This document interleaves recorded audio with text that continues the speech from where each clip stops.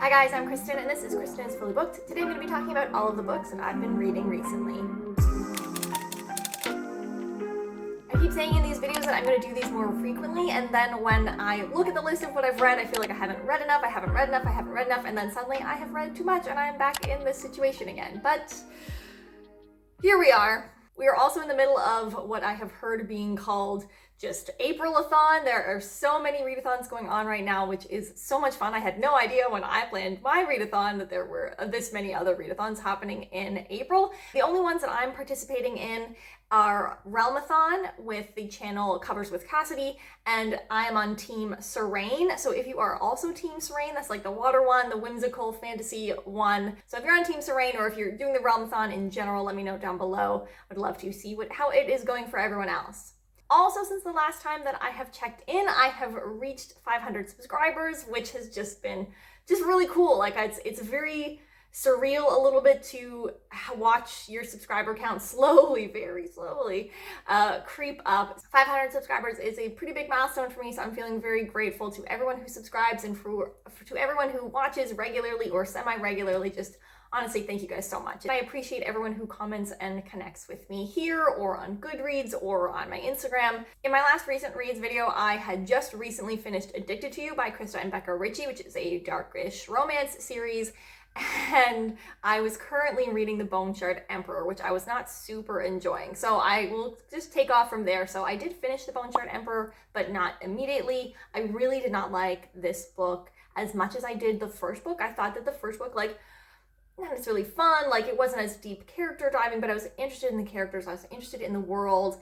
And the second book just didn't work for me. It felt like we were struggling a lot. I felt like the pacing was really slow. She was sort of moving from one island to another and trying to get things sorted. There was a few different motivations that didn't make sense to me from a lot of the characters, like Falu and Ranami, I still struggled with. They seemed to be really stuck on this one point, and why they were so loyal to this one thing didn't make sense to me. And the same goes with Jovis. He was kind of holding on to this thing that he had agreed to do, but his loyalty to that didn't make sense to me with what was going on in his life.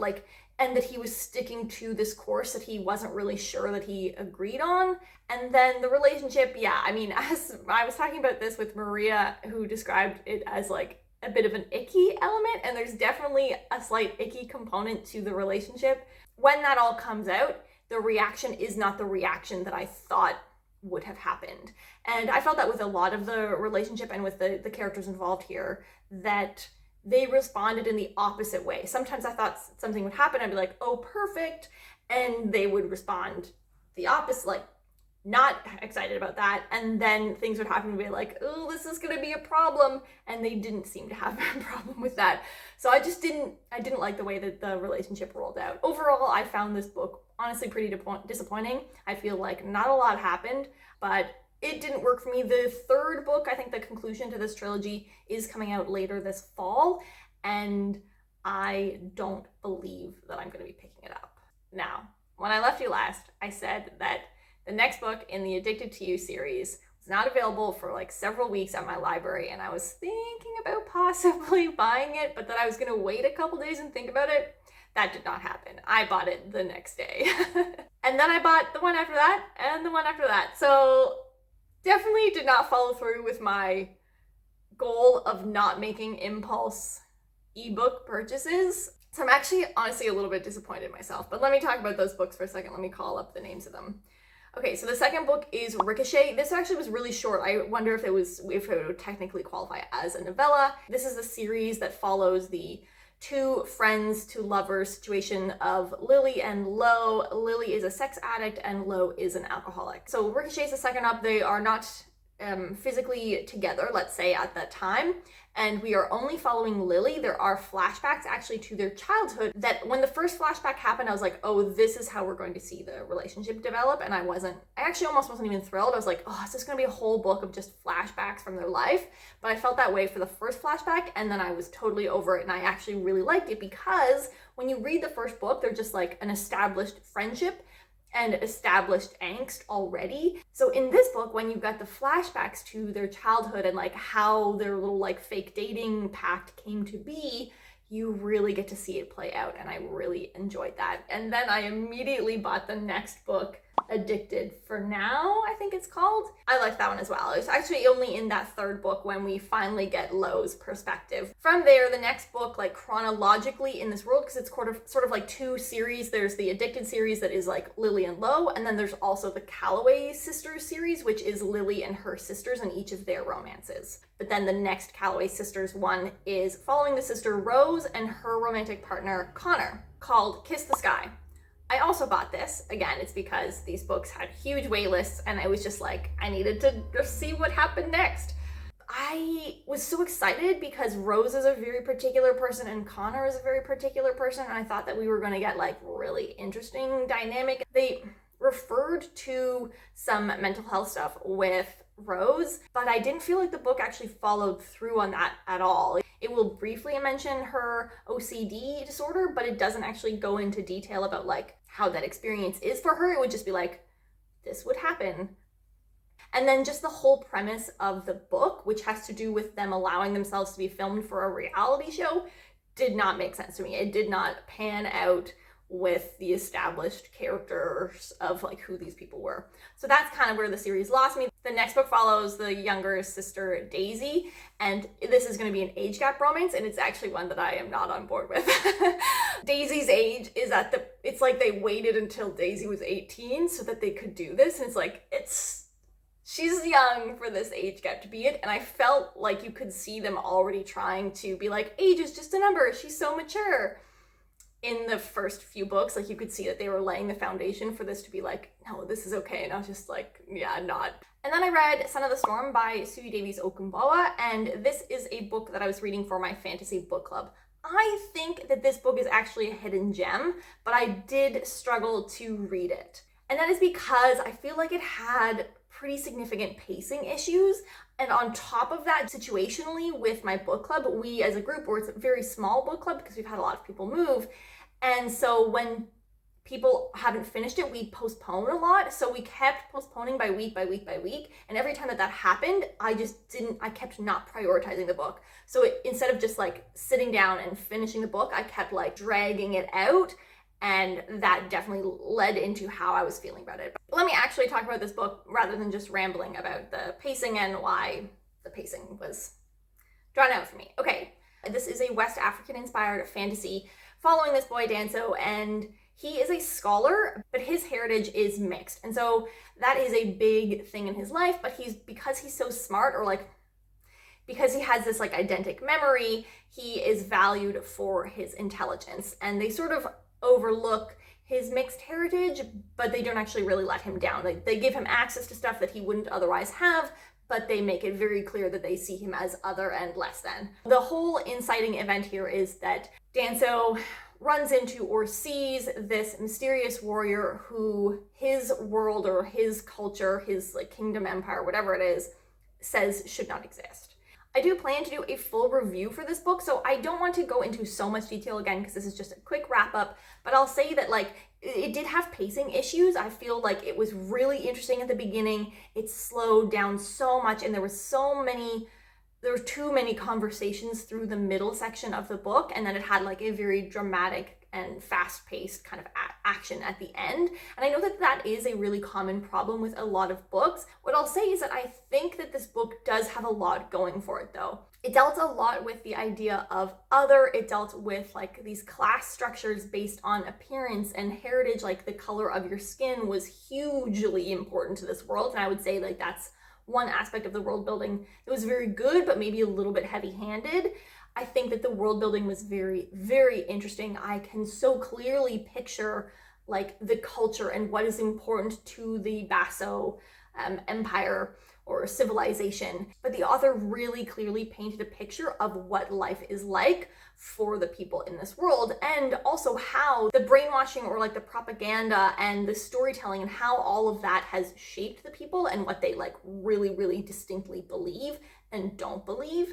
So I thought that there were so many great elements like that. If you were looking for something that is non-European inspired fantasy, and if you really like to read books about class structure and caste systems and how societies kind of lie and manipulate their own population in order to preserve this ideal or this status and to maintain a status quo. It did those things very well. I just personally think that the plot and what was happening would have suited a fast-paced book rather than the more conversation-based approach that we got through the middle section of the book. I did do keywords for this one. I'm sorry I didn't mention keywords for the last couple books, but they were all sequels, so sort of like the previous ones. Work for those. Okay. Keywords for Son of the Storm: African influence, imperialism, secret society, caste system, multi-POV. Secrets. I'm going to add secrets to that. Okay, then I read The Tropic of Serpents by Marie Brennan. This is the second book in the Memoirs of Lady Trent series as part of the Memoirs of Lady Trent read-along that myself and a few other channels are doing. We did actually just have the live show for this book last night, so that's why I'm a lot tired today. I was up until 5 a.m. doing the live show with them because we do it more North American time. The next live show for the next book in this is going to be on May 1st. That's a Sunday, so it'll be 10 p.m. in Central European time. So if you are in Europe and you are following us for the read-along, it's still late, but it is definitely a more accessible time than the previous two live shows. This second book, up until the end, I was enjoying it so much more than the first book. Not so much more, but I was enjoying it a lot more when I picked up The Tropic of Serpents, which I'm listening to the audiobooks, which I absolutely love. It was just like this little slice of enjoyment. It was so much fun. I do talk about this series a lot, so I won't say too much sort of plot-wise, but we're following Lady Isabella, and she is a dragon naturalist, and at this time she is doing another excursion where she has traveled to an exotic locale that is African inspired, and we are definitely analyzing a little bit more of a political colonial element in this second book. I liked that we jumped into the expedition a little bit more. In the first book we focus on her growing up for a little bit too much time, but we kind of jumped fairly quickly into the expedition on this one. I liked her friend companion Natalie, and I really appreciated the growing and changing relationship dynamic that she has with, I think, Tom Wilkins, I think is his name, who is from the first book. Both in the first book and in this book, I feel like the plot conclusion, the ending of the book, the way that the plot happens is way too quick. She just kind of flies through everything at the end. I also thought because she put so much emphasis on the foreshadowing for this political incident that it would be really exciting and dramatic, and it was just wham, bam, bam, bam, bam, bam, bam, way too quick. The next book, The Voyage of the Basilisk, we are going to be reading over the month of April. I'm definitely going to be listening to the audiobook again. Find us on Sarah's Discord. That is Sarah from the channel Bright and Bookish, and you can find us to listen to us talk about the Voyage of the Basilisk on May 1st, Central European time, 10 p.m. So you do the math for all of the other ones. I don't have them written down right now, but you can find us, and also we'll post that information closer to the date. Now, all of those books I finished in March, so now we are getting into books that I have been reading for the Realmathon, Realmathon, you know what I mean? The first book that I read for this was The Night Circus by Erin Morgenstern, and this was a random pickup for me. I think I had just finished a couple books. I think I was DNFing a couple books. This book is just so much vibes. I loved the atmosphere of this book, the aesthetic. It's not necessarily an aesthetic that I go to a lot, but I appreciated it for how rich it was in that aesthetic. These two magicians, Celia and Marco, have been trained since childhood for this competition, and they have to work within this circus that is traveling all over the world, and I won't say anything more about that. But outside of that storyline, we follow the creation of the circus, we follow how that came to be, and then we also get little snippets of this second-person perspective of how one would experience the circus, which honestly, I think that we could have gotten more of. They were so atmospheric, they were so environmental, these things. I wish that there was more of those second-person perspectives of you as the reader experiencing a certain attraction at the circus. So I didn't know anything really going into this book, and it wasn't what I expected it to be based on the limited amount of information that I had. But man, like I just was so caught up in the story. It was a little bit slow, I think, in the middle, to be honest. Like I think that there was a point at which I felt like it was dragging a little bit. This book doesn't exactly fit the all vibes, no plot like tagline, because there is a plot and it was very interesting, like what was happening. But I would say that it is more vibes than it is plot. I can't say anything more intelligent than that. Like, not that what I've been saying has been intelligent, but I cannot put more sentences together. So I will just list off the keywords for you here. I put turn of the century, competition, whimsy, atmosphere, moody, magical, unique storytelling, light romance, and timing. Okay, that is The Night Circus. So that was the first official book that I registered for my team for Serene in Realmathon. I was still reading these other two books, and again, I needed something else, so I randomly picked up Dark Lover by J.R. Ward. Long story short, I picked this book up very randomly, and then at a certain point I was like, well, I've put enough time into this that I need to finish this for the readathon. Like, I might as well get points out of this. I will just keep reading. So I did. It is a paranormal vampire romance about a girl who is half vampire. Didn't know it. She is coming to the age where she's either not going to turn into a vampire or she's going to turn into a vampire. And that is a very risky, dangerous experience. Her vampire dad asks this other guy in his brotherhood to take care of her during this situation. That's the story. I don't want to spend a lot of time on this, so I'll just say it's pretty basic in terms of like what you would expect out of this book. It is a kind of romance where they meet, they have this instantaneous magical attraction, and they are in love with each other after sleeping together like 2 times. Not actually a whole lot of feelings being discussed. And it is to a romance where it's like he's really into her because she's the only person who's ever really stood up to him. And she's into him. That's not clear. I don't know. This is a huge, like, 2019 book series or whatever. I really doubt that I will pick up the next one. Like, I'm not going to plan to pick up the next one. If I do, it will be just as random as I picked up this book. What did I say about this book? Keywords. I feel like the keywords just say everything that you need to know. Paranormal romance, vampires, insta-love, mild spice, urban. Like, this book did nothing new for me, and it did not do even that all that well. I will say, like, juggling my library holds lately and the timing of things has been a little bit difficult. Okay, and then I read, or just finished, because this whole time I've been reading this book, but then I finished, like, 10 minutes before sitting down to film this, I finished reading Traitor's Blade by Sebastian de Castell.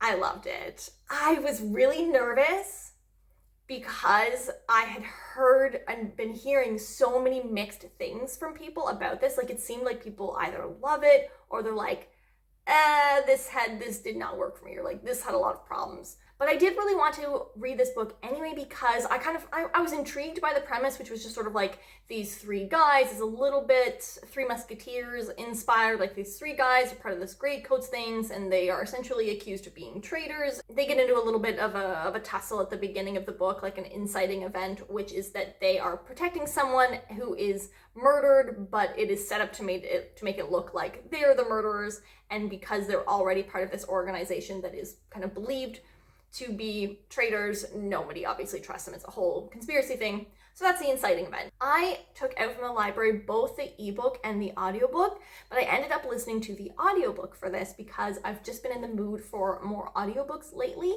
And I kind of knew within the first chapter of listening that I was going to love the audiobook. So I kept listening to the audiobook. I think that there are problems with this book. I know the scene, at first I wasn't sure. There was something that happened at the beginning that I was like, maybe that was a problem? Because I knew that there was one particular scene that a lot of people struggle with, that they didn't like how it was handled, relating to a possible male sexual assault. So I knew that there was something that was going to happen. There was something at the very beginning where I was like, was that it? Like, because it was a very casual reference to someone putting someone's hand somewhere. So I wondered if it was that, because it was just so blasé, like you almost could have not seen it happen. But then when it did happen, I knew I knew that we were at the scene as soon as it started to happen. I was like, oh no, this is the scene that everyone struggles with.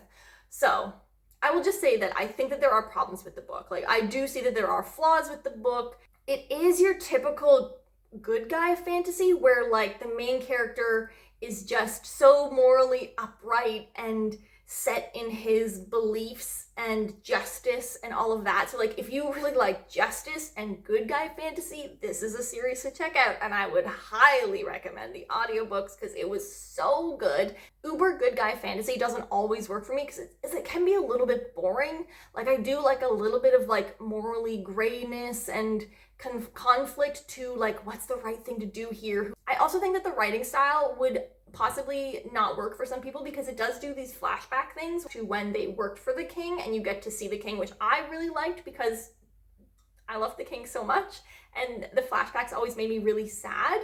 They would come at very intentional moments. Something would be happening and you would flash back to get a little bit more information about that would help you with where we are right now. The other thing that he did, which I think would not work for everyone, is that he would do these like explanation things. Like, a fight would happen, he'd be like, oh, I have to use my flinging sword things. I don't remember what that was called. He'd be like, now, in order to understand this part, you need to know about blank, and then he would like tell you about this other thing. So I enjoyed it because of the way that the narrator did it, but I can see that possibly reading that, it might not have worked as well for me. I did guess a couple of the big reveals, but I enjoyed the way that the ending happened. It left me like feeling almost on the verge of tears, like those like happy, sad tears. I definitely want to read the next book as an audiobook, but I checked my library doesn't have the audio and neither does Scribd, so I'm not sure what I'm gonna do with that. I don't want to spend a ton of time talking about the particularly problematic scene that happens,